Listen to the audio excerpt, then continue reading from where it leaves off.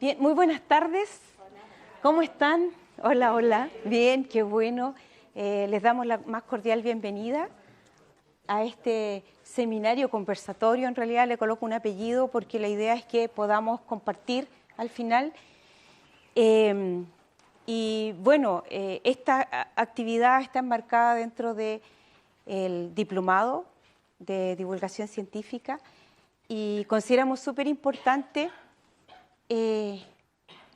abordar este tema, esta temática, comunicación científica, profesionalización y desafío, porque en realidad muchas veces hemos podido comentar entre algunos académicos, entre el mismo equipo, por ejemplo, de que cuando vamos a los colegios, a las escuelas, muchas veces profesores tienen, por ejemplo, laboratorios que muchas veces no ocupan todos los instrumentos, nos hemos percatado, laboratorios que están cerrados, que han comprado materiales y que no los usan.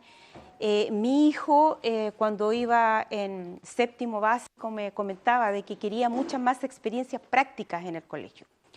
Me decía, es mucha teoría y solamente durante todo el año tenemos un solo experimento.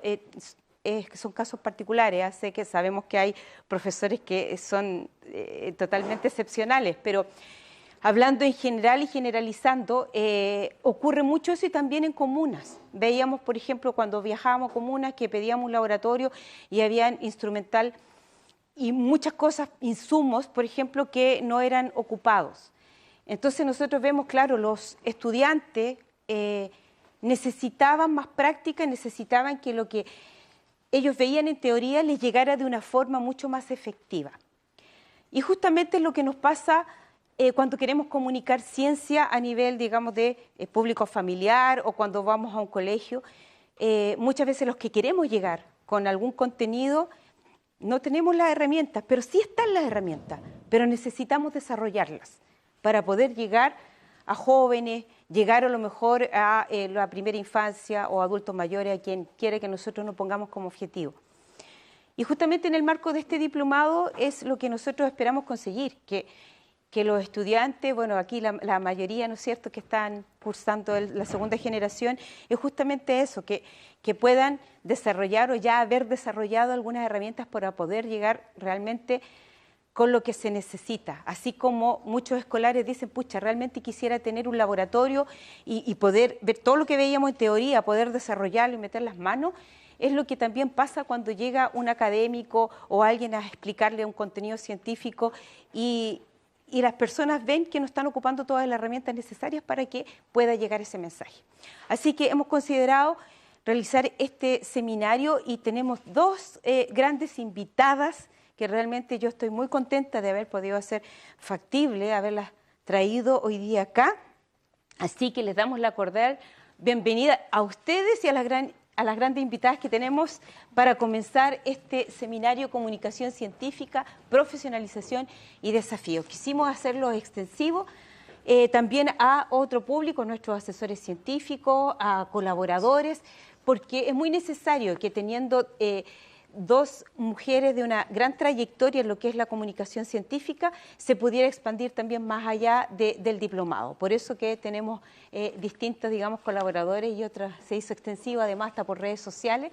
Así que muchas gracias por estar aquí hoy día presente y esperamos que sea súper aprovechado este tiempecito que tenemos acá para conversar con la doctora Nélida Pol de la Universidad de Chile y la doctora Elaine Reynoso de la Universidad Nacional Autónoma de México, y quisiera partir con que ellas mismas se presenten para no presentarla, digamos, de una forma tan formal, ¿no es cierto?, que cada una de ellas se presenten y digan cómo quieren que ustedes puedan visibilizarla. Adelante, Nélida. Ya, bueno, hola a todas y todos, feliz de estar acá. Me encanta el norte, ya he pelado harto el cable con lo feliz que estoy de volver al norte grande. Yo soy Nélida Pol, soy doctora en biología y tengo un magíster en comunicación de la ciencia y hace 10 años me dedico a tiempo completo a la comunicación de la ciencia. Ya vamos a hablar un poquito más de qué se trata eso. Y principalmente soy directora de comunicaciones de un instituto, un ex Instituto Milenio, el Instituto de Ecología y Biodiversidad, Soy también cofundadora del postítulo en Comunicación de la Ciencia que damos desde 2014 en la Universidad de Chile. Soy asesora científica de UNPAR Explora y profesora y consultora independiente en Comunicación de la Ciencia. Y por favor, llámenme Nelly. Eso, a secas. Bueno, pues es la primera vez que estoy en esta parte de Chile, pero estoy realmente muy contenta. Nos han tratado de maravilla. Son los súper anfitriones, la hemos pasado muy bien y pues me da una enorme alegría conocerlos. Ya conocimos al equipo que trabaja con Gladys y me parece estupendo, pero ahora me da mucho gusto conocerlos a ustedes, que tengo entendido que son alumnos de los 2 diplomados y además colaboradores. Entonces, bueno, pues qué gusto conocerlos. Yo soy Ilén Reynoso, trabajo en la Dirección General de Divulgación de la Ciencia de la Universidad Nacional Autónoma de México y soy la directora de Formación e Investigación. Yo tengo bastante más de 10 años en la comunicación de la ciencia, tengo más de 30 años de hecho. Yo me inicié desde la carrera en la comunicación de la ciencia, yo estudié física inicialmente, después hice una maestría y doctorado en pedagogía, pero en la comunicación de la ciencia empecé como estudiante de física haciendo cosas de televisión, programas de televisión de ciencia para niños y para público general. Y bueno, no les voy a decir todo, pero después se me invitó, o sea, después de varias cosas intermedias, que decidí que no me iba a dedicar a la ciencia, sino que me interesaba más comunicar la ciencia y compartir la ciencia con el público general. Me invitaron a entrar al proyecto de un museo de ciencias de la UNAM. Y ese museo ahora se llama Universum, está por cumplir 30 años, cumple 30 años ahora en diciembre. Y yo fui parte del equipo que hizo un museo y después ese Museo Universum y después hicimos otros museos y otras exposiciones itinerantes. Entonces, de alguna forma, digamos, en la parte de la comunicación de la ciencia, después de mi experiencia en comunicación y de organizar actividades para el público, actividades como en parques y demás, me especialicé en museos, o sea, en la dirección, la operación, el diseño, la planeación, investigación de estudios de público, capacitación de maestros, capacitación de monitores o guías, no sé cómo le llaman ustedes. Me dediqué a hacer toda esa parte y en este momento eso lo hice durante bastante tiempo y ahora soy la directora de Formación e Investigación de la Dirección General de Divulgación de la Ciencia, en donde tenemos como 2 grandes líneas, como su nombre lo indica, o sea, la parte de formación de los futuros comunicadores de la ciencia o la actualización de comunicadores de la ciencia, que también ya tenemos muchos años en eso. Tenemos, de hecho, un diplomado que ya, o sea, presencialmente tuvimos 23 ediciones, o sea, durante 23 años, y después hemos tenido dos ediciones virtuales con lo de la pandemia. Y bueno, tenemos una oferta de cursos y talleres especializados en comunicación de la ciencia. Y la otra parte que hacemos es la investigación, o sea, en donde la comunicación de la ciencia se convierte en objeto de estudio, con la idea de que tengamos, por un lado, de contribuir al campo del conocimiento de la comunicación de la ciencia, pero también para tener herramientas teóricas y metodológicas para poder comunicar la ciencia mejor, o sea, tener modelos, estrategias, saber cómo aproximarnos dependiendo del tipo de medio que estamos empleando, en fin, del tipo de público, del tipo de temas, o sea, todo eso. Entonces, pues básicamente, pues es lo que comparto con ustedes y pues muchas gracias. Bien, hoy muchas gracias y bienvenidas a este seminario, por ser panelista. La verdad es que han hecho un gran esfuerzo de estar acá. Elaine en estos momentos debería estar en México en la fiesta de la ciencia que realizan allá, sí, la ciencia y las humanidades. Y bueno, Nelly igual hizo un espacio ahí en su agenda apretada para estar con nosotros, así que muchísimas gracias y muy bienvenidas. Vamos a dar inicio entonces a este seminario que está enmarcado, bien, no lo dije, en el Diplomado de Divulgación Científica, que es parte del proyecto Transferencia de Formación de Divulgadores Científicas desde y para Antofagasta, que es una iniciativa ejecutada por Ciencia, Tecnología y Sociedad, el equipo CETIS de la Vicerrectoría de Investigación, Innovación y Posgrado de la Universidad de Antofagasta y cuenta con el financiamiento del Fondo de Innovación para la Competitividad Regional, FIC-R. Bueno, acercar el conocimiento científico y tecnológico es un desafío bastante, digamos, es una tarea muy ardua y absorbente para la mayoría de las personas que emprenden este camino, y ya lo sabemos quienes conformamos esta comunidad del diplomado, ya sea la primera o la segunda generación. Y bueno, es importante conocer entonces de primera mano, ¿no es cierto?, tanto las limitaciones, los alcances, así como las nuevas perspectivas que ofrece a esta cada vez más importante actividad. Lo hemos discutido y lo hemos analizado, que realmente ha ido en aumento esta actividad y se está, digamos, tomando una posición, pero es necesario conocer a nivel, digamos, de la región, a nivel como país, a nivel local, ¿no es cierto?, cómo ha sido el avance y cuáles son los próximos desafíos. Esas son las temáticas que vamos a abordar en este seminario, y para eso vamos a dejar en primera instancia a Nelly, entonces, para que nos haga una breve presentación para luego continuar con Elaine, por favor. Me voy a parar mejor.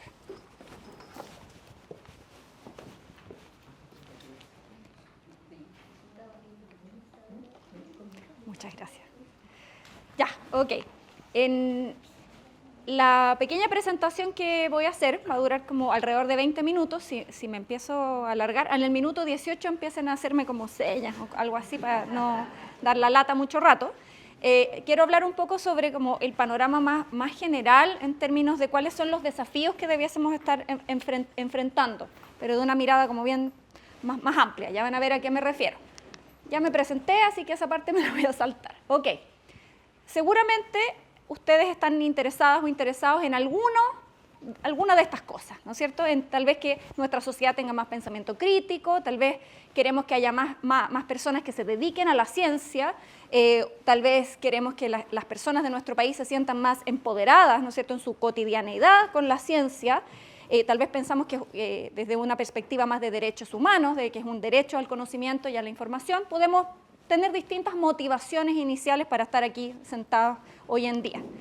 Para lograr estos loables objetivos necesitamos muchas cosas, ¿ya? Necesitamos más generación de conocimiento, necesitamos que esos conocimientos también entre sí se entrelacen mucho mejor, necesitamos definitivamente mejorar nuestro sistema educativo, necesitamos también, opinión personal, que la ciudadanía esté más involucrada también políticamente, y necesitamos también comunicación.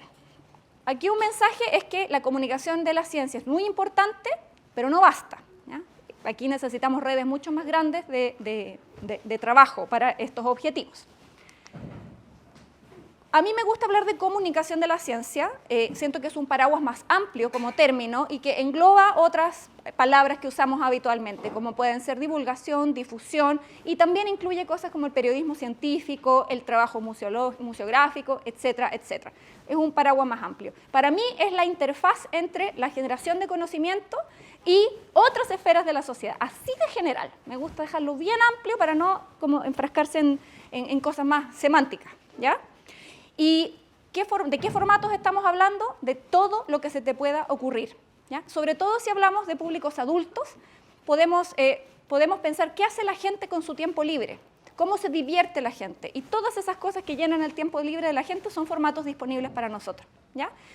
Cuando uno no ve ejemplos, yo sé que ustedes han visto muchos ejemplos durante el diplomado, pero cuando uno no los ve, generalmente a una persona que viene de la academia, generalmente se le ocurren las charlas o se le ocurren tal vez productos gráficos, como hagamos un póster, demos una charla, salgamos en el diario. Y eso no es falta de imaginación, eso es porque tal vez no se han planteado que la comunicación de la ciencia puede estar realmente en casi cualquier espacio en el que podamos pensar, espacio también muy generalmente hablando. ¿Y por qué es importante? Y por aquí voy a pasar más rapidito porque aquí todos saben que esto es importante, si no nadie estaría aquí parado, ¿no es cierto? Me gusta mucho esta frase, que es de un estudio ya más o menos antiguo de Europa, que dice que es importante hacerlo para reconstruir un clima de conocimiento y confianza recíprocos entre ciencia y sociedad, estableciendo un diálogo auténticamente y no solo cosméticamente abierto con el público. Y aquí hay 3 palabras clave. 1, reconstruir. Reconstruir un clima de confianza significa que la confianza en la ciencia es una cuestión medio pendular en el tiempo. Hay décadas en las cuales la humanidad está más pro ciencia, hay décadas en las cuales está bastante menos, digamos, hay menos confianza en la ciencia, entonces queremos fomentar esta confianza, ¿ya? Pero esta confianza tiene que ser recíproca, y eso generalmente desde la ciencia no se ve mucho. Pensamos, bueno, la gente tiene que entender más de ciencia para que confíe en nosotros y ojalá vote por gente que quiera aumentarnos el presupuesto, ¿ya? Como que se supone que esas cosas pasan. Pero la confianza tiene que ser para el otro lado también. Si la academia piensa que la gente es ignorante y tonta y hay que enseñarle, entonces ¿cómo vas a generar relaciones de confianza? Recíproca, ¿ya? Escucharse mutuamente. Y bueno, y que el diálogo sea auténtica y no cosméticamente abierto con el público, ¿qué significa? Significa que de verdad tenemos que horizontalizar mucho más las relaciones, ¿ya? Y salir un poco del paradigma de yo te vengo a explicar porque tú no sabes, y pasar a un paradigma de conversemos, pongamos en común nuestras formas de ver el mundo y vemos qué sale de ahí, sin imponer. Otras razones para comunicar ciencia. Voy a ir de izquierda a derecha y de arriba para abajo. Para tomar decisiones cotidianas. Aquí esta persona se está comiendo una mazorca de maíz, choclo que decimos acá, que dice patente pendiente en alusión a los transgénicos. ¿Qué como? ¿Cómo me transporto? ¿Qué compro de ropa? ¿Ya? ¿Por quién voto? Son decisiones que pueden enriquecerse, decisiones cotidianas, que pueden enriquecerse comprendiendo un poco cómo funciona la ciencia. Fomentar pensamiento crítico, ¿ya? Entretener, ¿por qué no? La gente que estudia ciencia lo hace por pasión. Entonces, ¿por qué al comunicarla sentimos que la aridez es equivalente de rigor? No tiene por qué ser así. Dice, no, esto tiene que ser riguroso. Ya, pero en un chiste también puede haber ciencia rigurosa. ¿Por qué no? No debiese ser incompatible. Insisto, la gente estudia ciencia por pasión, por diversión, por maravilla, no por plata, no por prestigio, por lo menos no al comienzo. Y eso, ¿por qué no nos enfocamos en eso? Comuniquemos lo mucho que me gusta hacer esto, ¿ya? También es parte. Por promover la participación, sobre todo si la ciencia es financiada con fondos públicos, debiésemos estar promoviendo mucho más la participación pública. O sea, si una persona te para en la esquina y dice, ¿qué haces con mis impuestos?, todos debiésemos tener una respuesta decente para ello, que no siempre es curar el cáncer. Muchas veces los científicos se quejan de que todo el mundo quiere que yo cure el cáncer. ¿Ya? No, todos hacemos cosas importantes en ciencia. Te permite un mejor desplante en un mundo cada vez más tecnologizado. Y lo que para mí es como mi motivación más importante es crear expectativas razonables. ¿A qué me refiero? En esta ficha dice la ciencia moderna va a salvar al mundo o nos va a matar a todos. Dos posturas extremas que nacen de no entender cómo funciona la ciencia. Conocemos la postura de la ciencia nos va a matar a todos, ¿no es cierto? La ciencia sirve para hacer pesticidas y bombas atómicas, no confío en la vacuna del coronavirus, etc. Eso sabemos que es una postura peligrosa, ¿ya? La postura opuesta también es peligrosa, ¿no? La ciencia lo puede todo pasado mañana, la postura tecnocrática. Entonces yo no tengo que tomar ninguna decisión. ¿Qué me importa a mí el cambio climático? Pasado mañana lo vamos a resolver. Alguna cosita se nos va a ocurrir para arreglarlo. Eso también es una postura peligrosa. Y además, porque si no cumple tus expectativas, caes en la decepción y te puedes pasar al otro bando, al de la ciencia no sirve para nada, ¿ya? Entender cómo funcionan los tiempos de la ciencia, cuáles son sus metodologías, no llega a la verdad absoluta, no te entrega respuestas necesariamente en los tiempos que tú necesitas. Todo eso es mucho más importante de compartir, en mi opinión muy personal, que resultados específicos de las últimas investigaciones realizadas. Muchas otras razones pueden haber. ¿Y por qué es importante que la gente de ciencia esté involucrada? Y no significa que todos se transformen en divulgadores necesariamente. ¿Por qué? Porque son los generadores del conocimiento. Si se desligan, puede haber, por ejemplo, errores cuando aparecen las cosas en prensa, por dar un ejemplo. Y si no estás presente en este proceso, por ejemplo, si eres un académico que no quiere dar entrevistas, entonces después no te quejes si aparece un pelafustán que no sabe nada dando una opinión en la televisión. Tú no estuviste ahí, alguien va a tomar tu puesto.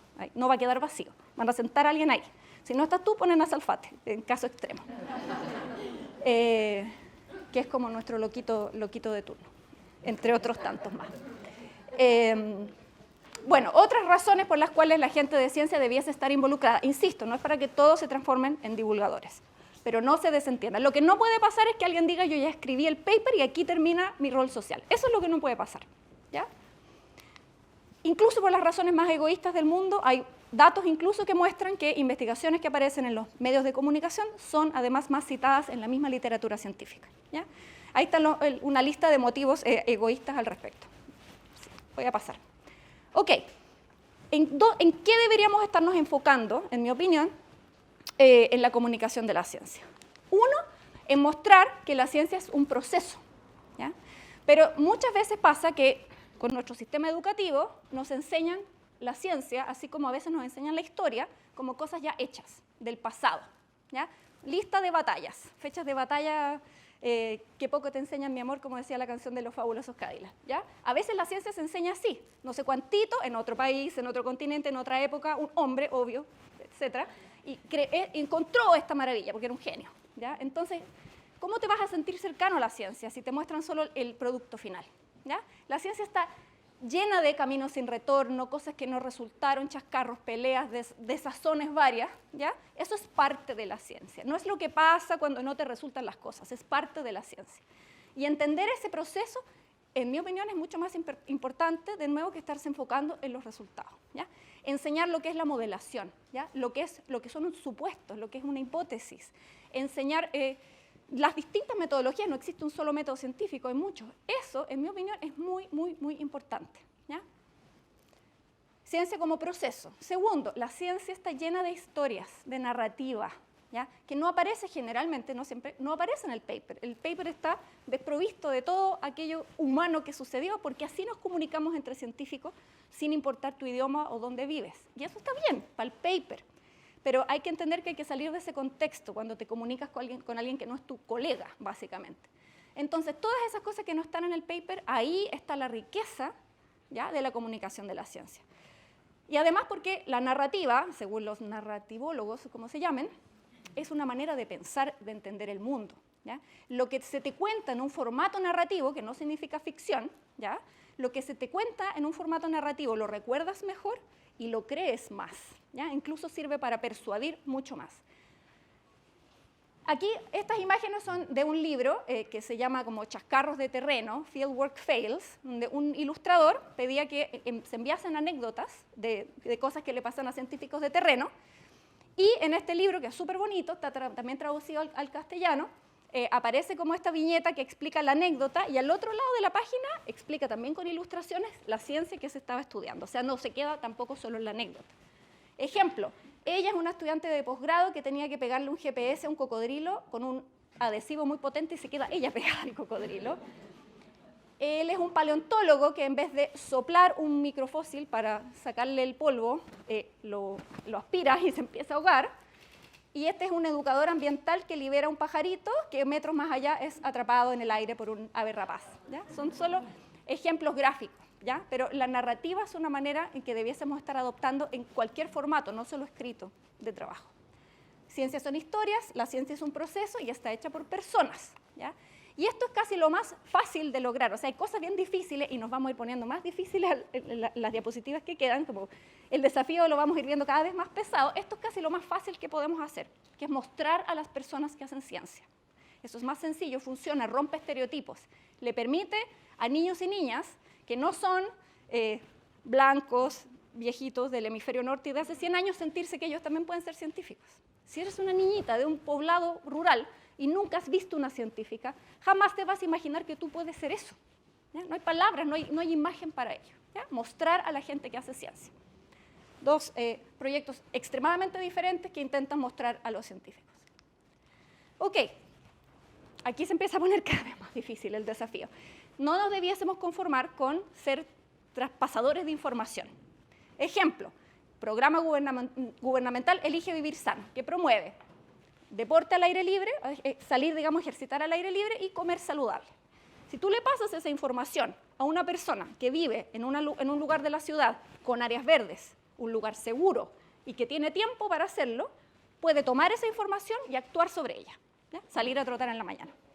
Si tú le pasas la misma información a una persona que vive en un lugar sin áreas verdes, inseguro y que tiene que pasar largas horas de su día en el transporte público para llegar al trabajo, puede tener la información y no poder actuar sobre ella. Entonces, no nos sintamos conformes con ya traspasé la información, ¿ya? Nuestro rol social debiese aspirar a más.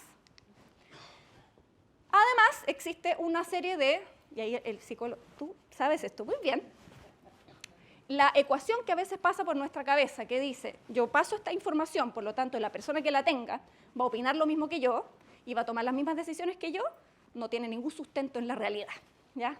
La gran mayoría de las decisiones que tomamos lo hacemos con atajos que existen gracias a la evolución para que no nos coman los tigres dientes de sable, ¿ya? y que son los sesgos cognitivos, y que no pasan por nuestro raciocinio, ¿ya? Nosotros las decisiones las tomamos con la guata, ¿ya? Lo tomamos con los valores, lo tomamos con cómo nos criaron, lo tomamos con nuestra ideología. Después le ponemos así una vestimenta de raciocinio muy a posteriori, ¿ya? Pero la gente no toma decisiones solo basadas en evidencia, ¿ya? Esto es lo mismo, apoya lo mismo. Y si me hacen explicarlo, él va a encontrar que no sé de qué estoy hablando y ahí entonces lo paso rápido para que no cache, ¿ya?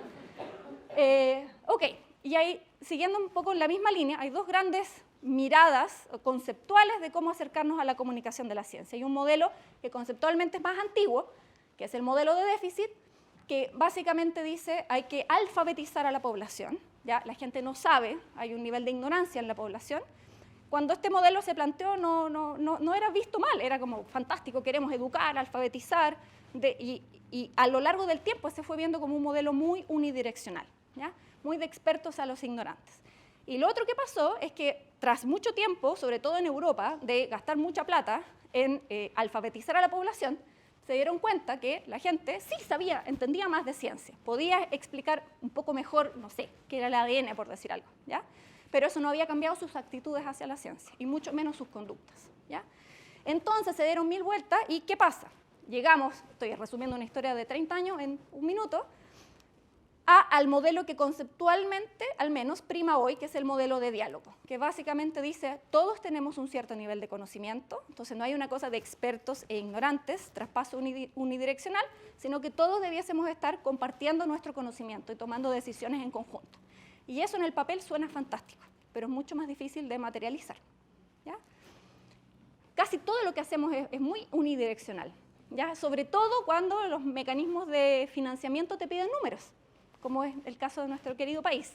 20.000 personas fueron a mi, no sé, evento. Ya, perfecto. ¿Y se aburrieron las 20.000? Si se aburrieron las 20.000, no me importa que hayan ido 20.000, ¿ya? Hay veces que hay que hacer cosas más profundas con menos gente. Y eso nunca les gusta a los mecanismos de financiamiento. 10 profesores, 2 años. ¿Qué impacto tiene eso? 10 profesores que le enseñan a cuántos niños después.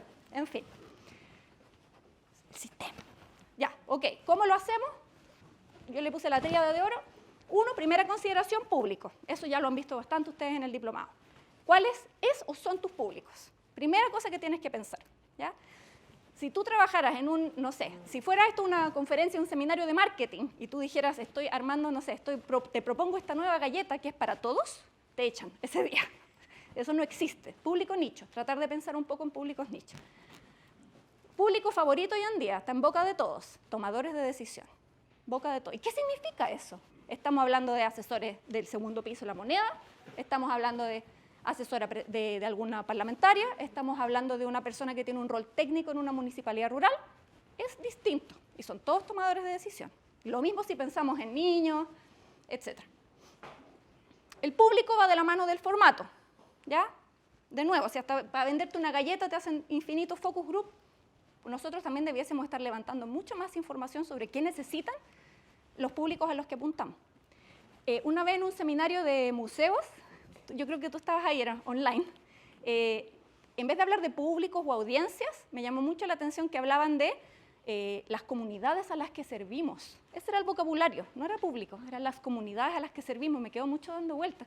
Esa debiese ser nuestra mirada también. ¿A quién le sirvo? No, ¿qué quiero decir? ¿Qué necesita el otro de mí? Debiese ser más nuestro punto de vista, en mi opinión. Público, formato, van de la mano del objetivo que yo tengo. ¿Por qué es importante tener este objetivo? Quienes han hecho tesis saben que definir el objetivo es probablemente la parte más difícil. Y siempre te dicen, acota, acota, acota, acota, ¿cuál es tu idea? Esto que propuso el investigador Burns y colaboradores hace mucho tiempo es solo una herramienta mnemotécnica para ayudarte a encontrar tu objetivo, pero puede ser cualquier otro. O sea, puedes tener muchos otros objetivos. Pero ¿por qué es tan importante tenerlo claro? Porque si no lo tienes claro desde el principio, ¿cómo vas a saber si lo lograste? ¿Cómo vas a poder evaluar? Tampoco está muy instalado acá en Chile el tema de la evaluación, ¿ya? De la efectividad de las distintas instancias, ¿ya? Y generalmente, como solo te piden números y nunca hay plata para contratar a un cientista social que te ayude con una evaluación en profundidad, al final nos quedamos sin saber si lo hicimos bien. Y a veces repetimos cosas que no servían, pero nunca supimos que no servían. Entonces, para nosotros mismos, aunque no le muestre esas evaluaciones a nadie, para nosotros debería ser muy útil saber dónde ponemos nuestros escasos recursos, ¿ya? Evaluar. Yo quería, no sé, crear interés. ¿Creé interés o no? ¿Ya? Necesitamos instrumentos para medir eso. Es muy importante y no está, insisto, no está instalado en la discusión en el país. Esa es como la tríada de oro, siempre. Público va de la mano de formato y va de la mano del objetivo comunicacional o educativo que tengamos. Ya, y teniendo claro como todo este panorama que es bien como amplio y conceptual, recién ahí podemos entrar en las herramientas. Porque como decía Gladys hace un rato, y como ustedes saben porque están en el diplomado o estuvieron el año pasado, es necesario formarse, ¿ya? Para todo es necesario formarse. No sé por qué no es necesario formarse para ser mamá o papá, es medio terrible eso, pero en fin. Se pueden entrenar, ¿ya? Y no todos vamos a ser buenos para todo. Algunos vamos a poder entrenarnos para mejorar la manera en que escribimos, otros podemos entrenarnos para hablar mejor con los medios audiovisuales, otros podemos entrenarnos para crear fabulosas infografías, etc. ¿Ya? Hay herramientas conceptuales que uno puede ir aprendiendo, hay herramientas según formato, hay herramientas según público. Pero nunca olvidemos esas consideraciones iniciales. Vamos cerrando. La ciencia tiene un rol social y por lo tanto nosotros como interfaz ciencia-sociedad también lo tenemos. En Chile se han hecho al momento 2 grandes encuestas de percepción de la ciencia y la tecnología, ¿ya? Y vamos en camino de, creo que en diciembre salen los datos de la tercera. Estoy ansiosa, me como las uñas por saber. Y hay datos bien interesantes ahí. Entre ellos, nos llamó mucho la atención como comunidad de comunicadores que a la gente le interesaba la ciencia mucho más de lo que nosotros asumíamos a priori, ¿ya? No, a la gente no le interesa la ciencia. Si a la gente no le interesara la ciencia, no sería portada de las últimas noticias habitualmente, ¿ya? Las últimas noticias no es ningún medio altruista, ¿ya? Si algo vende, lo pone, ¿ya? A la gente le interesa la ciencia más de lo que pensábamos. Y ese interés ha ido en aumento. Al menos entre 2016 y 2019, que es el periodo entre esas 2 encuestas, aumentó un poquito, ¿ya? Y este interés, y esto es interesante también, es transversal. Casi todos los grupos sociales en Chile manifestaban ese interés de manera potente, ¿ya? Donde viene la mala noticia es que el interés es transversal, pero no el acceso, ¿ya? El único grupo humano que manifestó me interesa la ciencia y además sé dónde obtenerla, o sea, sé dónde buscarla en internet, sé dónde encontrarla, puedo tener acceso a lo que me interesa. El único grupo que dijo estar conforme con eso, con ese acceso, eran hombres de Santiago y de buena situación económica. ¡Oh, gran sorpresa, gran! ¿Ya? Ahí está uno de nuestros desafíos. Y una cosa buena que pasó es que aumentó el reconocimiento del rol de la mujer en la ciencia entre esos poquitos años, ¿ya? Ahí vamos súper bien y hay que seguir en ese camino. Eso es Chile, ¿ya? Una institución basada en Inglaterra, ellos hacen investigación en biomedicina y muchas otras cosas, que se llama The Wellcome Trust, hizo este mismo estudio a nivel mundial, cuyos datos salieron a la luz pública el año 2018. Y es un estudio extremadamente interesante, ¿ya? Que yo recomiendo a todo el mundo que lo lea. Además, es fácil de navegar porque cada capítulo es pinchable, datos por país, es bonito, o sea, es fácil de entender. Y una de las grandes cachetadas que recibí al leer este informe fue que aquellos países que más confían en la ciencia, donde la gente más confía en la ciencia, no son aquellos en los cuales hay más ciencia disponible en los medios, en los libros, en lo, qué sé yo, en donde sea, sino aquellos que tienen una menor desigualdad socioeconómica. ¡Chan! Ahí quedamos, nos vamos. Ahí está el desafío, ¿viste? Les dije, el desafío se va poniendo más empinado, la subida se puso más empinada al final de la maratón, ¿ya? Y a nivel persona, ok, a nivel país, países más igualitarios tienen más buena onda con la ciencia. Y a nivel persona, ¿quiénes confían más en la ciencia? Aquellas personas, esto es agrupando los 130 países y los miles y miles de personas del estudio. Las personas que dicen estar conformes con su salario, que manifiestan haber tenido una buena educación y quienes confían en las instituciones del país. Léase Poder Ejecutivo, Legislativo, Fuerzas Armadas, ¿ya?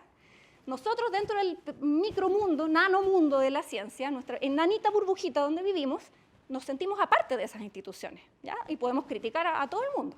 Desde afuera somos vistos como parte del sistema.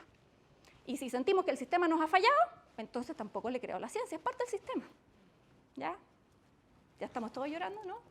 No, todavía no. Bueno, Entonces, este es un poco el panorama en el que estamos, es grande el desafío. Para cerrar, ya porque esto es lo último, les voy a dejar después con Gladys, son un grupo muy humilde de 6 mujeres que en ese momento todas trabajábamos en centros de investigación de excelencia. Hicimos esto que humildemente le llamamos el decálogo de la comunicación de la ciencia, donde, por ejemplo, esto era justo en el contexto antes de que se creara el Ministerio de Ciencia. Entonces queríamos como decir, vamos a poner los puntos sobre las IES, ¿ya? Y algunas cosas que hemos conversado hoy que están acá, ¿ya? Por ejemplo, que hay que tener una mirada mucho más de nicho con los públicos. Que dice no todos somos José Massa, en el fondo acá decimos hay que seguir profesionalizando el campo, ¿ya? Entonces hay que adquirir herramientas, esto no tiene por qué ser innato, ¿ya? Y a quien le interesa tiene que formarse, ¿ya? Y las instituciones deben ofrecer esas instancias de formación, ¿ya? Esto también es bastante atingente acá, que la divulgación sume puntos. Eso significa que si no es parte de cómo te evalúan en la carrera académica, entonces es mucho más difícil para las personas que están en la academia poder hacer la divulgación que quieren hacer, ¿ya? No sé cuántito tiene 10 papers, nunca ha hecho nada de divulgación. Fantástico. Check, check, check. Un 7, ¿ya? No sé cuántito tiene 2 papers y ha ido a todos estos colegios y ha asesorado a no sé cuántas otras personas y siempre responde a los medios de comunicación, pero tiene 2 papers. Un 2. Mal, ahí estamos mal. Bueno, la divulgación no vive del aire, necesita fondos, necesita salir de la precariedad en la que vive la ciencia, necesita equipos que sepan que el próximo año van a tener sueldo, ¿ya? Que parece evidente, pero no lo es. Y, bueno, etcétera. Ahí se los voy a después compartir vía Gladys. Y para cerrar, quería mencionar un poquito que en la Universidad de Chile tenemos este postítulo en Comunicación de la Ciencia. Vamos en la 8ª generación. Llevamos 3 generaciones haciéndolo online, no vamos a volver a la presencialidad, ya lo decidimos porque tenemos gente de todo Chile y de otros países también, y esto es extremadamente valioso. Ya tenemos un grupo bastante grande de graduadas y graduados que están en distintos, esto no es propaganda, no te estoy quitando estudiantes, Gladys, te aviso al tiro. 2 cosas que quiero decir al respecto. Uno, que son personas que hoy trabajan en distintos lados. Aquí me faltaron algunos lugares donde están trabajando, como por ejemplo escuelas, ¿ya? Y esto es interesante, lo mencionaba ayer, lo estábamos conversando con Elaine, siempre, y esto no es decisión del equipo, digamos, del diplomado, siempre tenemos 1/3 personas que vienen de la ciencia, 1/3 personas que vienen de las comunicaciones, que puede ser periodismo, comunicación audiovisual, y 1/3 de otros. Amo el tercio otros, siempre es el más divertido, ¿ya? Y la gracia de eso, y nosotros no lo decidimos así, esto es algo que se da naturalmente y que se da también en el diplomado de la UNAM, que lleva 25 años, ¿ya? Y esa es la gracia, estar juntos, estar mirándonos las caras, ahora en una pantallita, pero bueno, ustedes tienen la gracia que se han podido conocer, ¿no es cierto?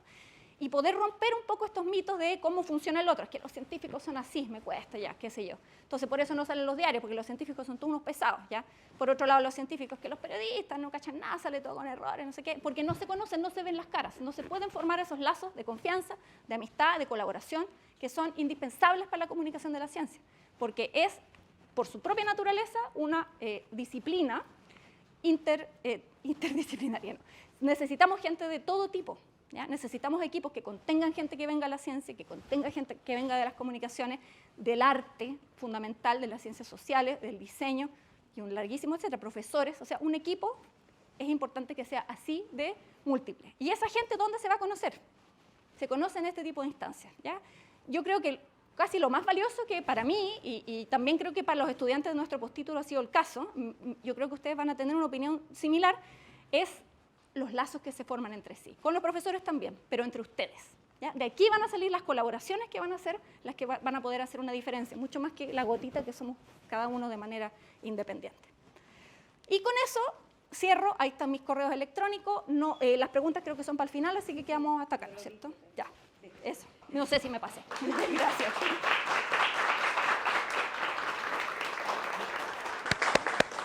Sí, bien, lo dijo nuestra panelista, las preguntas, vamos a hacer al final una ronda de preguntas, así que vamos a pasar ahora a la presentación de Elaine, por favor, para que luego conversemos todo acerca de lo que nos presenta, dudas, consultas. Pues muchísimas gracias, Nelida.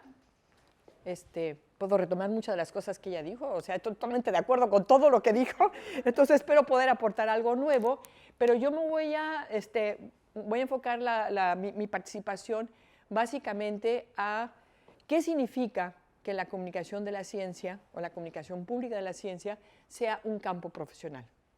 O sea, yo me voy a enfocar esta parte. Nosotros usamos el término comunicación pública de la ciencia, CPC, y lo usamos, como decía Nélida, como un paraguas que incluye todas estas diferentes definiciones que han surgido en diferentes partes del mundo. Nosotros en México, que tenemos pues ya digamos como una actividad más o menos institucionalizada, tenemos como 50 años, empezamos con el término divulgación de la ciencia, que tiene una connotación muy vertical, muy de modelo de déficit, del que sabe ciencia al que no sabe, ¿no? Entonces, bueno, ese término ya como que se está borrando un poco, aunque los divulgadores de la ciencia pues no piensan que es así, ¿no? O sea, como que rechazan este modelo de déficit, pero bueno, está también otros términos que se emplean como puede ser la alfabetización científica, el periodismo de la ciencia, como puede ser la apropiación social del conocimiento, que emplea mucho ese término en Colombia, o la popularización de la ciencia, que usa mucho ese término en Brasil, en Argentina, en Uruguay. Y ojo, popularización de la ciencia en español no significa lo mismo que en inglés. En inglés significa algo totalmente diferente. O sea, popularización de la ciencia para los países anglos significa hacerlo light, hacerlo divertido, eso es lo que significa. Y para los latinoamericanos significa, tiene una connotación mucho más política, mucho más de inclusión, mucho más de llegar a los marginados, los que están excluidos de estos espacios de cultura y de aprendizaje. Entonces, bueno, y comunicación de la pública de la ciencia, como se dan cuenta, todos estos términos tienen diferentes significados, diferentes matices, diferentes, digamos, lo que subyace estos términos son diferentes maneras de ver la comunicación de la ciencia, diferentes miradas, y entonces este paraguas incluye todo eso, ¿sí? Bueno, entonces, básicamente voy a hablar muy rápidamente de qué es una profesión, me voy a ir muy rápido por esta parte, la diferencia entre ocupación y profesión, la comunicación de la ciencia como un campo profesional, la formación y comunicación de la ciencia. Voy a hablar muy brevemente de evaluación y investigación porque, bueno, Nélida me ayudó mucho presentando como el tipo de problemas que uno podría evaluar e investigar. Y la brecha entre practicantes y académicos para terminar con los retos de la comunicación pública de la ciencia. Entonces, bueno, el concepto de profesión, me voy muy rápido en esta parte, simplemente para que vean que ha evolucionado, ¿sí? O sea, no siempre fue igual. Entonces, por ejemplo, en 1964, de donde se trató de pensar en qué sería una profesión, pues que tenga buen sueldo, que tenga un cierto estatus social, aquí dice alto, que tenga autonomía en el trabajo, quiere decir que esta persona no dependa de otro para hacer su trabajo, sino que sea autónomo. O sea, vean la fecha, por favor. La utiliza socialmente valorado, que utilicen ciertas capacidades basadas en conocimientos teóricos, que exista una educación y formación para esas capacidades, que existan criterios para decir si es profesional o no, para evaluar su trabajo, que exista un código de conducta, es muy importante para ser profesional, para ser considerado un profesional, y que existan asociaciones. Bueno, evoluciona, dice, es un conjunto de ocupaciones que han desarrollado un sistema de normas derivadas de su papel en la sociedad. El profesional no es un aficionado, vive de su profesión y habla de educación y entrenamiento especializado. Y luego aquí hay otro, profesionistas con una organización basada en intereses comunes, conocimientos formales, con normas, modelos que permitan identificarse como colegas, ¿sí? O sea, ¿qué tenemos en común que nos hace vernos como profesionistas de X campo, ¿no? Y otra vez, esta parte de la autonomía. Son autónomos y proporcionan un servicio por el cual cobran. Entonces, ¿qué pasa? Dice, bueno, en los años 80 se empieza a hablar de que hay una segmentación de la producción del conocimiento y que tiene su propia manera de ejercer, ¿no? Y que se regulan por sí mismas a través de una capacitación sistemática y obligatoria, sobre todo en el ámbito universitario, o en una cosa así, que es un curso, como el diplomado, que es de digamos, posterior, es un curso como de actualización, de educación continua, como es un diplomado, que es un conocimiento especializado y técnico para que se ofrezca un cierto servicio. Y luego aquí involucra tradiciones, costumbres y prácticas y depende del contexto económico, social y cultural en el que surge y se desarrolla. Bueno, voy a saltar. Aquí simplemente voy a resaltar lo que está en rojo: conocimiento espaciado, patrones éticos aceptados por la sociedad como poseedores de un conocimiento y habilidades especiales. Bueno, aquí voy a saltarme para cumplir con los 20 minutos, pero me voy a ir a lo que dice Brian Trench. Brian Trench fue presidente del PCST, que es el Public Communication Science and Technology, que es una red internacional de personas que se dedican a la comunicación de la ciencia. Es una sociedad muy interesante, tienen congresos cada 2 años, tienen publicaciones, tienen una serie de como actividades que ahora afortunadamente pues hay muchas cosas que uno puede tener acceso por Zoom, en fin, ¿no?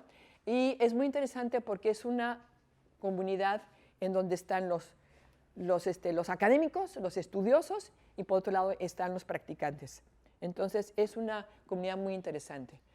Entonces, lo que dice Brian Trench es que muchos de los conceptos que vimos anteriormente se aplican al contexto de las universidades. Y dice, bueno, ¿qué es lo que él observa? Porque él ha hecho muchos estudios, Brian Trench ha hecho muchos estudios sobre cómo ha evolucionado la comunicación de la ciencia a nivel mundial.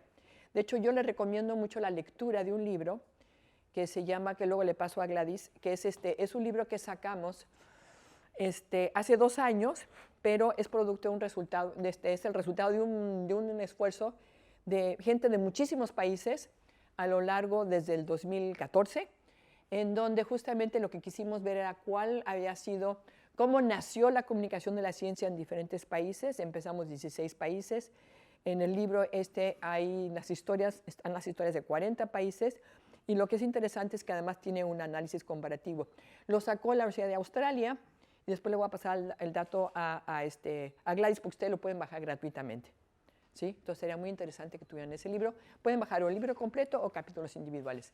Pero bueno, entonces Brian participó también en este proyecto, y entonces dice, bueno, él observa de este estudio que ha hecho, ¿no?, de cómo está el desarrollo de la población. Dice, las universidades están contratando personas que desempeñan actividades dentro de este gran paraguas de lo que es la comunicación de la ciencia, y entre las cosas, y además incluye las relaciones públicas. O sea, todavía no está tan acotado lo que hacemos, la divulgación de la ciencia y lo que sería como extensión, actividades de extensión, y se les piden, muchas universidades les piden una certificación. Y él dice, todavía no llegamos a la edad adulta.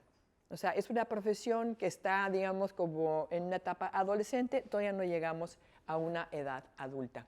Y de hecho, él tiene como una especie como de escalera, dice, en donde pone en qué nivel están las profesiones de acuerdo a, o sea, toda esta serie de parámetros que él considera importantes. Pero sin embargo, bueno, lo que yo rescato de aquí son estos parámetros, que es lo que define a la comunicación de la ciencia como una actividad profesional. Entonces, ¿es una actividad reconocida y remunerada? Bueno, sería una pregunta. ¿Está institucionalizada? No del todo, ¿sí? No del todo. A rato voy a comentar un poco más de esto. Hay programas como o sea, hay programas para formar a profesionales en el campo, ¿sí? Hay literatura, o sea, hay publicaciones, hay revistas especializadas en donde se presentan los resultados de investigaciones, por ejemplo, o de buenas prácticas en comunicación de la ciencia, en donde existe un arbitraje. Por supuesto, hay muchísimas tesis, hay muchas tesis de grado sobre en donde la comunicación de la ciencia es el objeto de estudio. Y la otra cosa es que existen asociaciones y redes de pares, o sea, existen sociedades de pares, y la verdad es que existen muchísimas a nivel mundial, tanto nacionales, bueno, aquí en Chile tiene la Asociación Chilena de Periodistas de la Ciencia, existen otras nacionales, en México existen también, de museos, de periodistas, de divulgadores de la ciencia. Existen, digamos, regionales, como es la Red POP, que es la Red de Popularización de la Ciencia en Latinoamérica y el Caribe, que es una agrupación de programas e instituciones que hacen divulgación de la ciencia o popularización de la ciencia.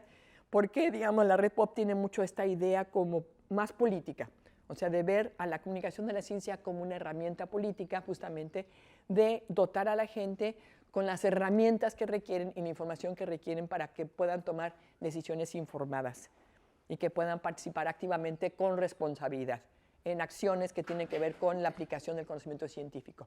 Entonces, bueno, si existe eso, entonces de alguna forma estas son como ingredientes para que sea un campo profesional. Entonces dice aquí, es un campo profesional emergente, o sea, la comunicación es un campo profesional emergente que está en un proceso de construcción y consolidación. Y aquí sí quiero ser muy enfática. De alguna forma podemos decir que nace de dos grandes campos del conocimiento, que es la ciencia por un lado y por otro lado la comunicación, pero no es un hijito de ninguno de los dos. Y esto lo quiero dejar muy claro. O sea, no es un hijito de la ciencia, no es hacer la ciencia como light, como divertida, quitarle las ecuaciones, quitarle las palabras técnicas y decir, hola, amiguito, ¿no? Es mucho más que eso y tampoco es, y me ha pasado también que mucha gente de los comunicadores de la ciencia dice lo importante es manejar el medio, ¿sí? Y después la fuente es lo de menos, o sea, da igual cubrir moda, deportes o ciencia, ¿no? O sea, lo importante es que uno maneje el medio. Entonces, bueno, yo digo que no. Entonces yo digo, sí nace de la fusión de estos dos, pero a su vez se nutre de muchas otras disciplinas.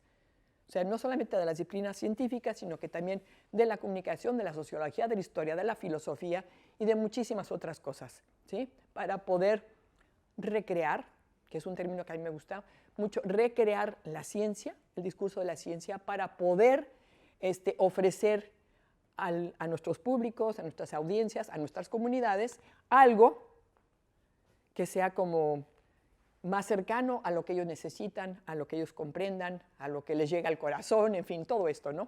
Entonces, por lo tanto, es un campo de conocimiento multi, inter y transdisciplinario, ¿sí? Y, por otro lado, también no se puede ser todólogo. O sea, no puede uno cubrir todo, entonces es necesario que uno se especialice, ya sea por tema de ciencia, que esto es muy común cuando personas vienen de una carrera científica y deciden dedicarse a la comunicación, pues que sigan que esa base que tienen científica pues sea el campo en el que están comunicando, o que se especialicen en el medio que emplean, o el formato, o el tipo de público al que se dirigen. Y hay otras actividades profesionales también. Entonces, ¿cómo es este campo de la comunicación de la ciencia? Es una cosa realmente muy diversa y muy rica, heterogénea. Y yo creo que justamente ahí es donde está la riqueza de este campo de conocimiento como profesión. Entonces, tiene una gran diversidad de objetivos, de medios, estilos y de formas. Tiene diferentes enfoques teóricos y metodológicos. O sea, si uno entra a la literatura, se va a encontrar una gran diversidad de modelos, de propuestas, de estrategias, de metodologías para hacer la comunicación de la ciencia. Hay diferentes maneras de relacionarse con los destinatarios, que puede ser desde este modelo de déficit totalmente vertical del que sabe ciencia al que no sabe, ¿no? Hasta pasar a realmente ver al otro como un interlocutor en donde hay un intercambio de conocimientos, ¿sí? Y de experiencias. O incluso, sobre todo en los museos, es muy común ver al destinatario como usuario, o sea, una persona que viene frecuentemente, o como un cliente también. Eso también ocurre. Entonces, bueno, hay además nuevas actividades profesionales asociadas a la comunicación de la ciencia. Por ejemplo, puede haber vinculación, gestión y comercialización. Nosotros estamos viendo actualmente, por ejemplo, está surgiendo como una nueva rama de la comunicación de la ciencia, la gente que se dedica a la vinculación. Es decir, nosotros tenemos, por ejemplo, en la UNAM, donde yo trabajo, y en México, y esto está ocurriendo en otras partes del mundo, en donde existen grupos de comunicadores de la ciencia asociados a institutos de investigación que hacen esta labor de ser intermediarios entre los productores de conocimiento, o sea, la comunidad académica, la comunidad científica, los medios de comunicación, los tomadores de decisiones y el público.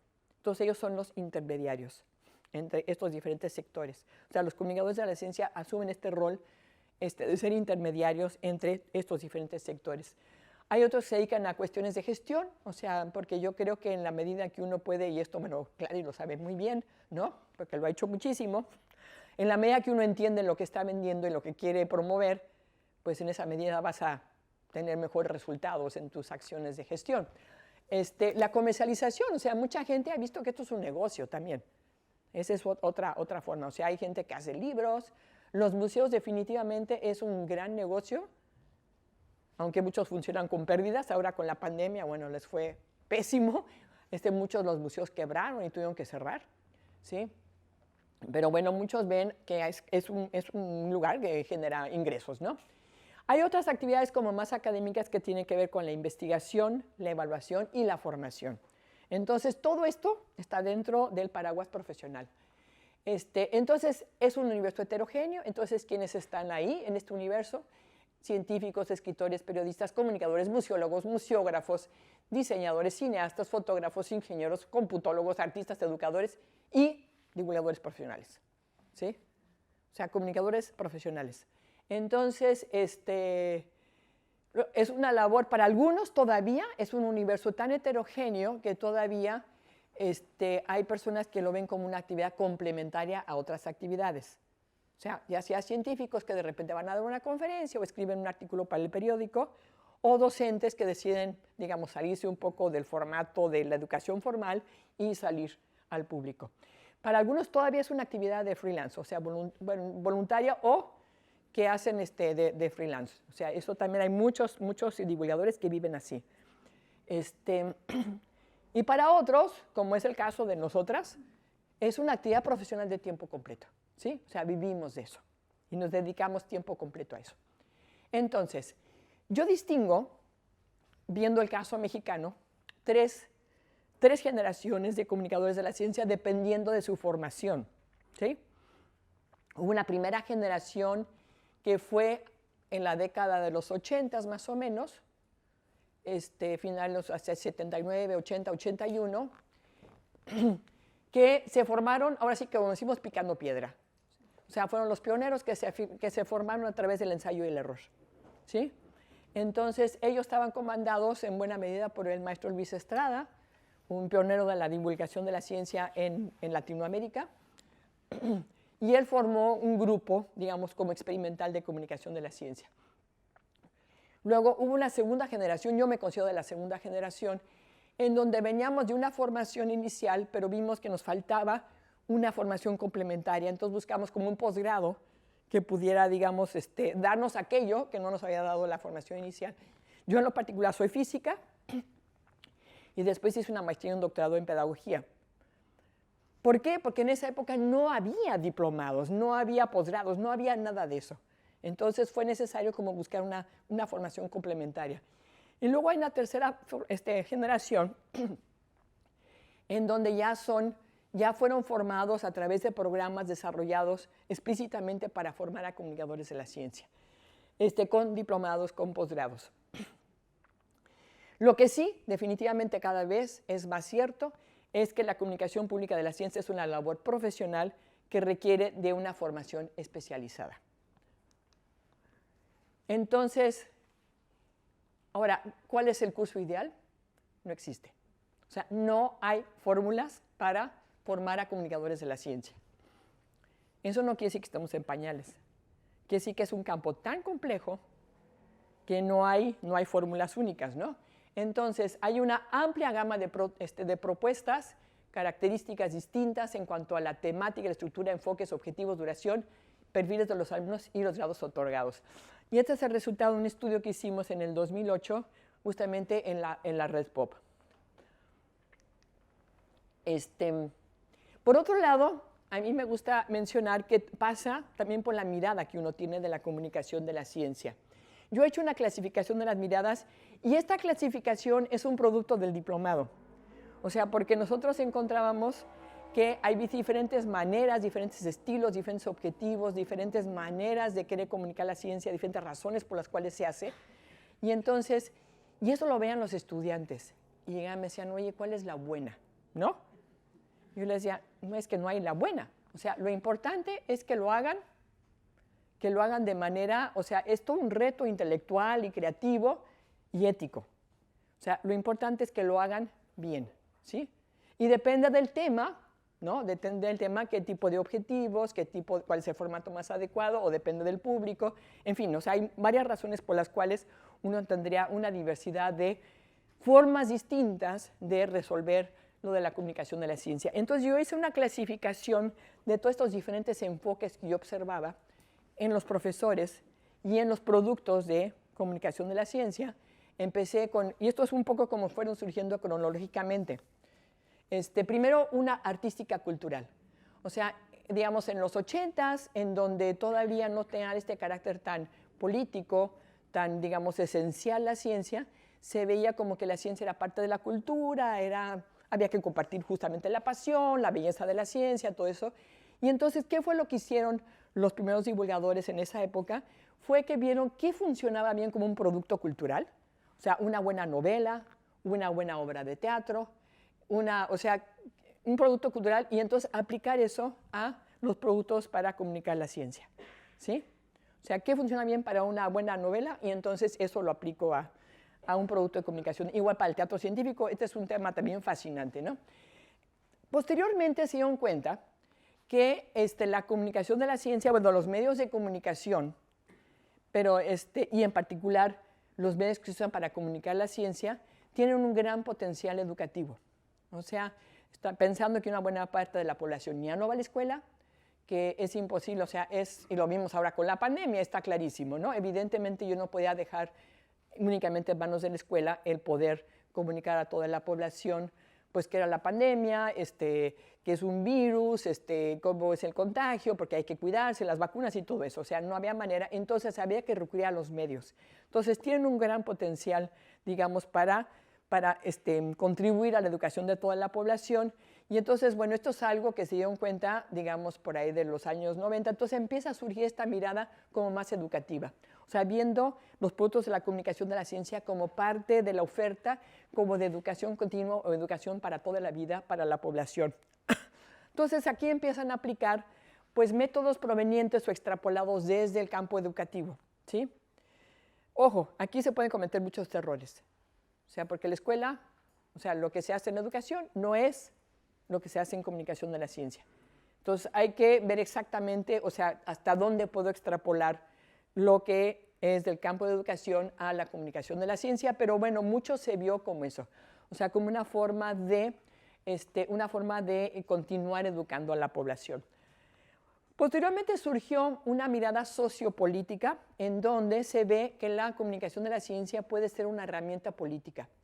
O sea, puede ser una herramienta para que el público se informe, para que tenga la información que requiere para tomar decisiones informadas, que incluso es una forma de cambiar ciertas actitudes, ciertos hábitos en la población, para que realmente, digamos, puedan actuar en sociedad de una forma responsable, ¿sí?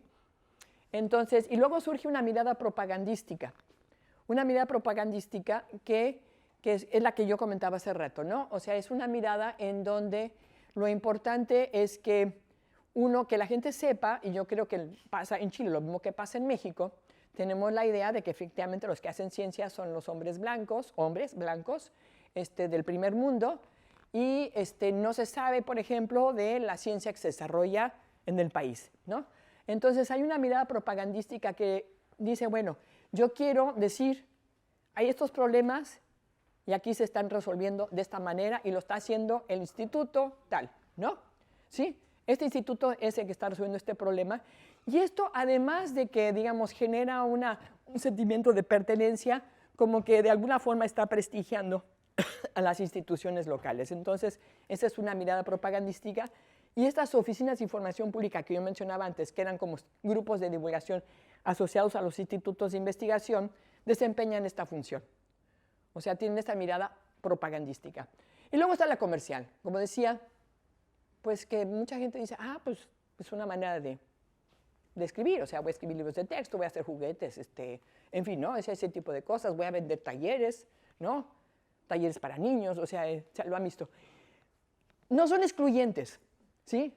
O sea, a veces se pueden combinar 2, 3 o todas las miradas en un solo producto, ¿sí?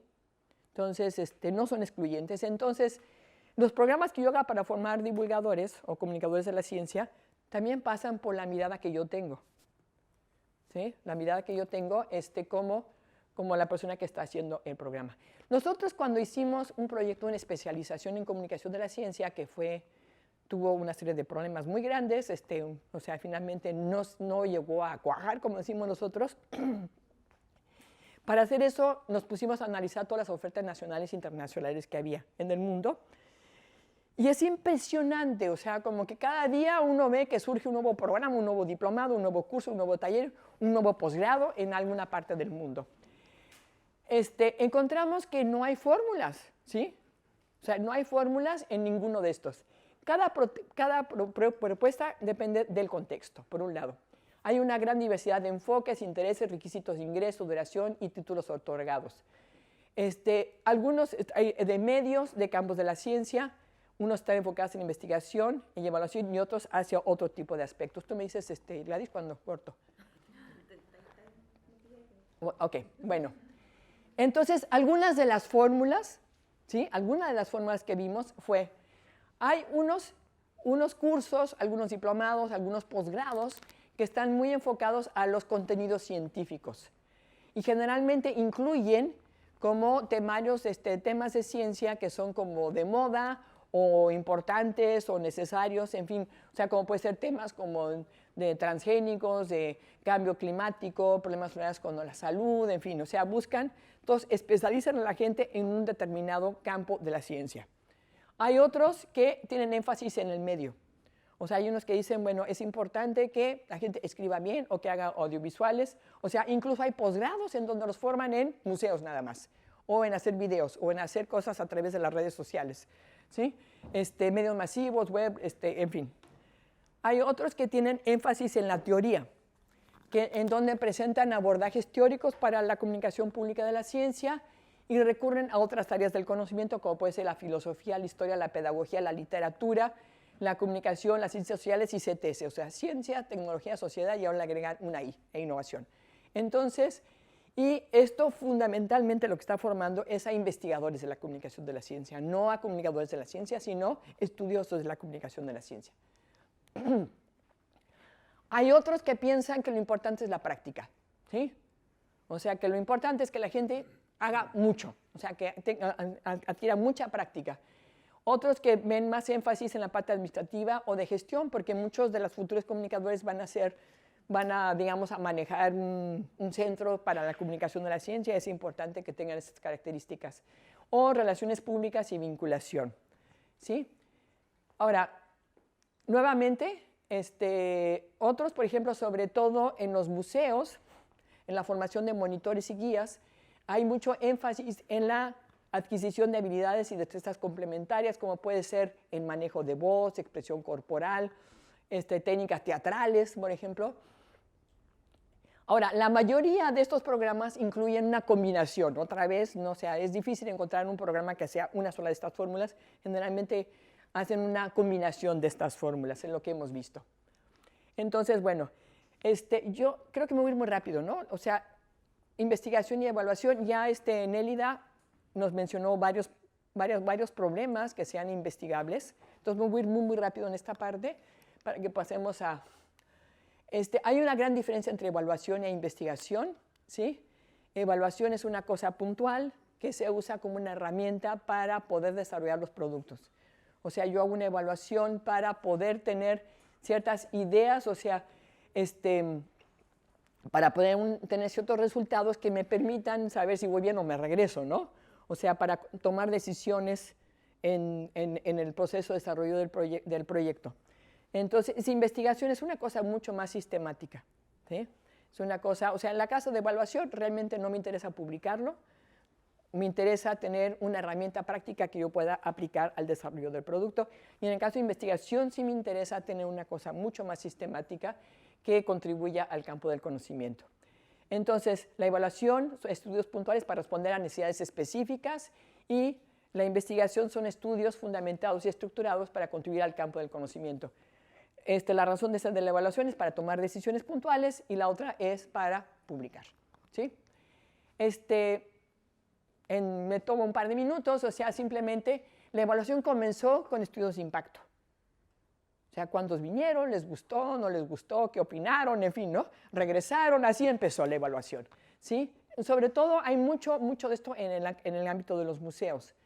Y después se dieron cuenta que no era suficiente. O sea, que había que irse más atrás y más atrás y más atrás en el proceso hasta que llegaron al principio. O sea, bueno, ¿para qué me sirve ver que todo me salió mal, ¿no? Y ya no puedo hacer nada, ya abrí el museo, ya está la exposición. Entonces, muy más para atrás, hasta que llegaron hasta el principio, en donde ven que es necesario evaluar desde un principio, o sea, conocer el contexto, conocer a los destinatarios, al público, en cuanto a muchísimos factores, dependiendo de lo que quiero hacer.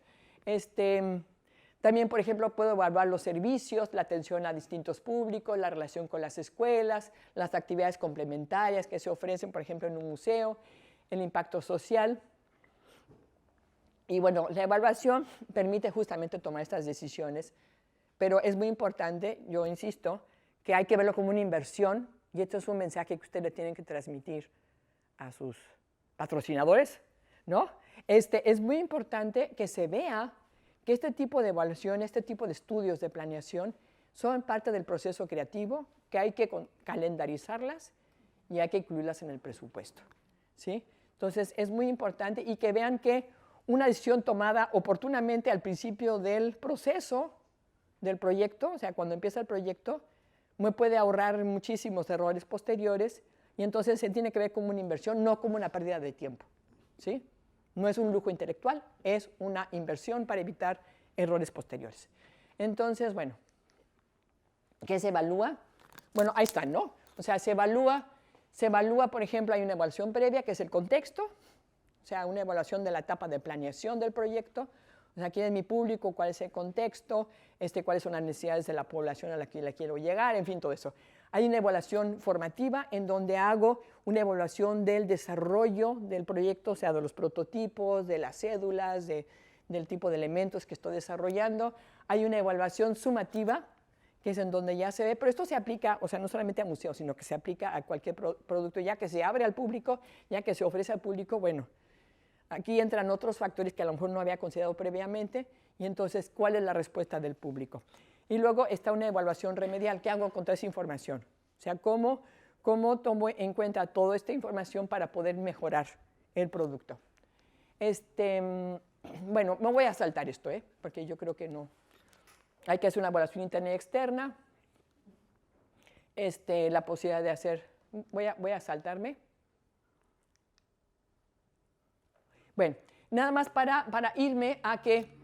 Bueno, hay una brecha que sí me gustaría mencionar muy rápidamente, que es entre practicantes y académicos. Así como hay una brecha entre periodistas y científicos, ¿sí? En donde los científicos dicen que los periodistas son unos ignorantes, que no entienden nada de ciencia y que tergiversan la información. Los periodistas piensan que los científicos son unos arrogantes, que creen que todo es importante y que al público le va a interesar todo lo que hace. Y entonces, bueno, hay que buscar maneras acerca de estos dos gremios. Y lo mismo pasa aquí, ¿sí? Hay una brecha entre los practicantes y los académicos, o sea, los académicos, los estudiosos de la comunicación de la ciencia, y los practicantes, los que están en el campo de batalla. Esto yo lo veo sobre todo en el campo de los museos.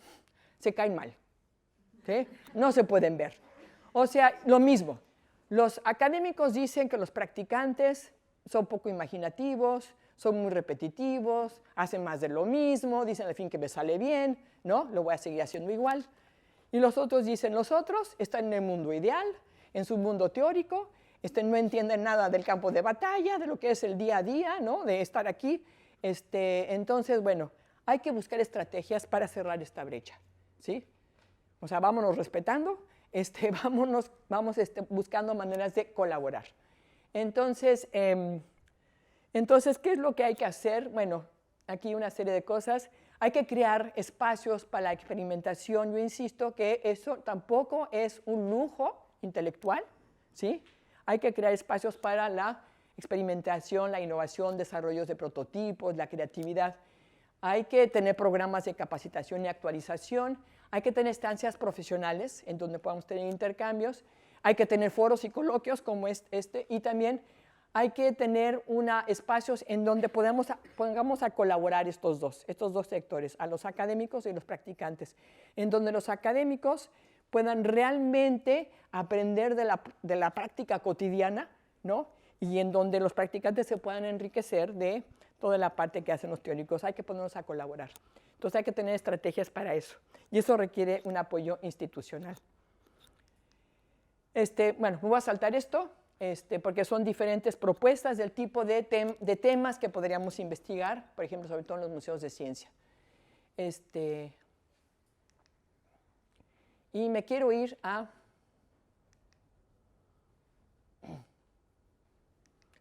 Bueno, los retos.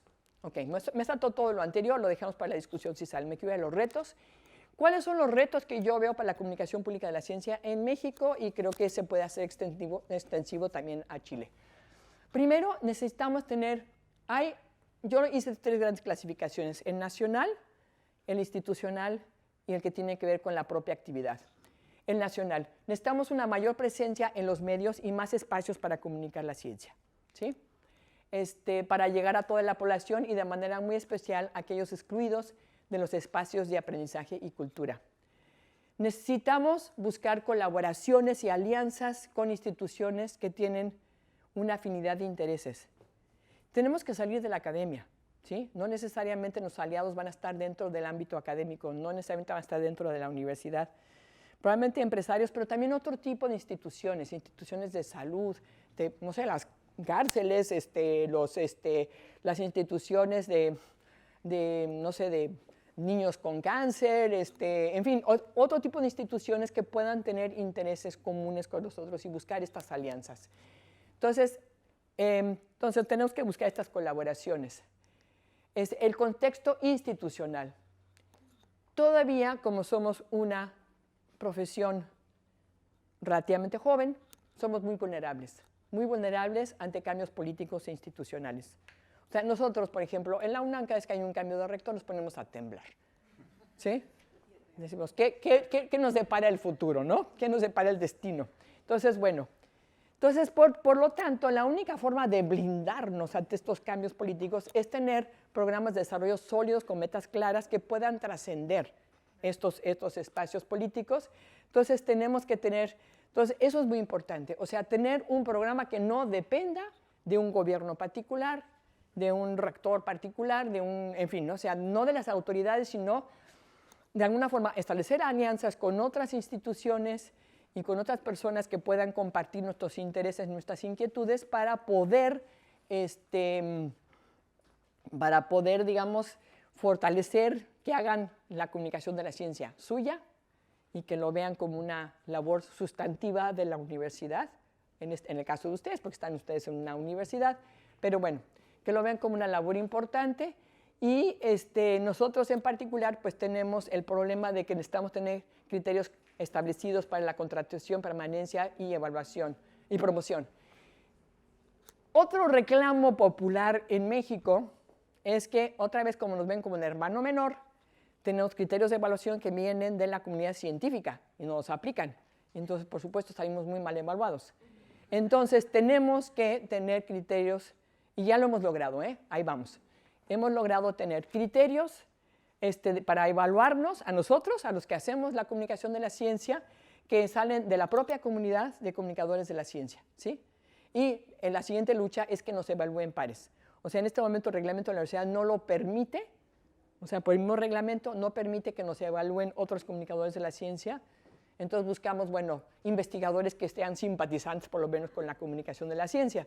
Pero entonces hay que buscar, esa es otra lucha que hay que dar, ¿no?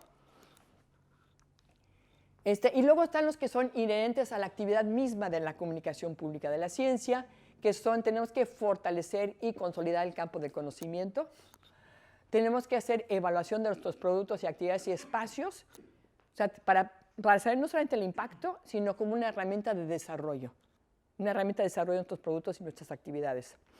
Y tenemos que tener programas como para profesionalizarse, actualizarse, diplomados y posgrados, y necesitamos tener foros académicos para compartir buenas prácticas, reflexiones y experiencias. Y creo que, otra cosa muy importante, hablando de retos, ya está incorporado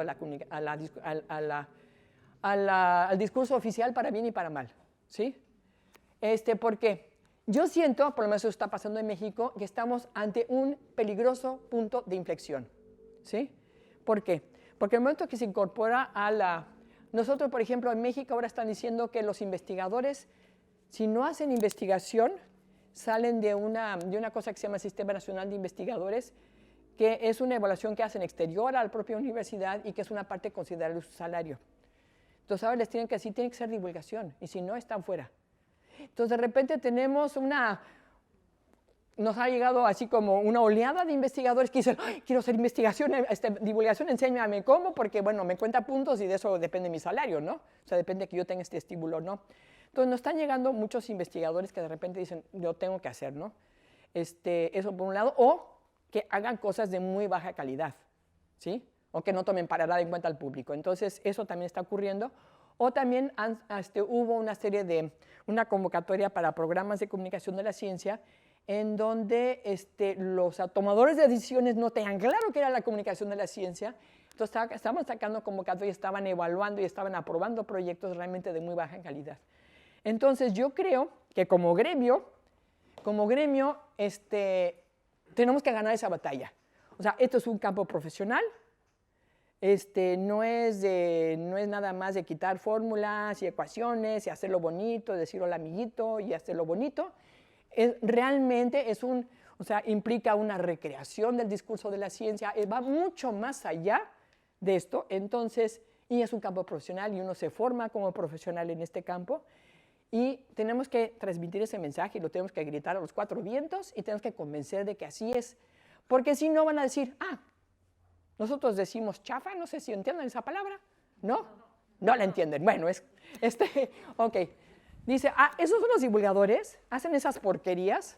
No, pues qué bárbaros, o sea, realmente cualquiera lo puede hacer. Entonces, eso nos demerita. O sea, si nosotros permitimos esto, nos va a demeritar como profesionales de la comunicación de la ciencia. Entonces, es una batalla que tenemos que, entonces tenemos que fomentar el campo profesional, fortalecerlo, y cerrar esta brecha entre practicantes y académicos. Y yo creo que cierro con esto. Bueno, un reconocimiento por parte de la comunidad académica, lo que hablaba de la evaluación. Y bueno, pues muchas gracias.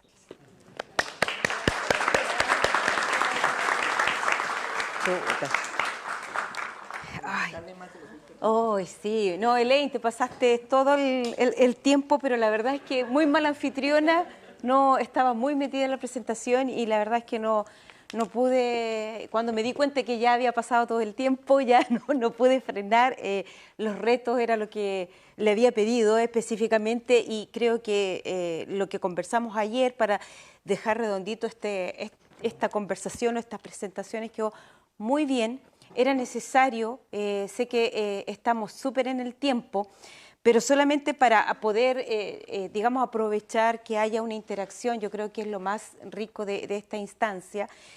Yo ya he preguntado harto en otro espacio, así que creo que mis preguntas pueden quedar de lado porque seguiremos conversando, pero solamente como para poder iniciar una conversación y preguntas, motivarlo a preguntar, solamente hacer un resumen. En el fondo pudimos pasar para hacer un recordatorio, digamos, de lo que vimos en la primera presentación, la relevancia de comunicar la ciencia. Nos presentó Nelly la tríada de oro, ¿no es cierto? Y Elaine, los parámetros para medir la profesionalización de las ciencias, que no hay fórmula para la formación profesional, ahí nos vio las diferentes miradas, súper interesante en realidad, y los retos de la comunicación pública de la ciencia. Ambas se refirieron a las brechas en sus diferentes, ¿no es cierto?, los diferentes, digamos, como roles, pero además de eso, creo que es algo que es siempre común, importante y preocupante, es